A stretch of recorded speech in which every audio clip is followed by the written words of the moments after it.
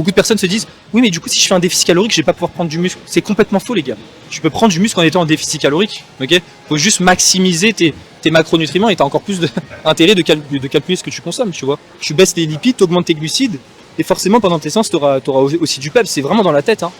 Donc faut juste avoir une bonne répartition, etc. Après ça dépend, si tu as 1000 calories par jour, forcément ça va être compliqué d'avoir assez d'énergie pendant tes séances, mais c'est complètement possible de perdre du gras et de prendre du muscle à la fin. On appelle ça une recomposition corporelle, et ça peu importe ton niveau. Alors oui, en étant débutant ça sera plus simple, oui en ayant une tonne de body fat, en ayant plus de 20-25% de body fat, forcément ça sera plus simple parce que tu auras pas mal de gras, donc pas mal de stock d'énergie pendant tes séances, mais c'est complètement possible aussi dans le cas inverse. Ok, ça tu as juste à le calculer en fonction de ta surcharge progressive.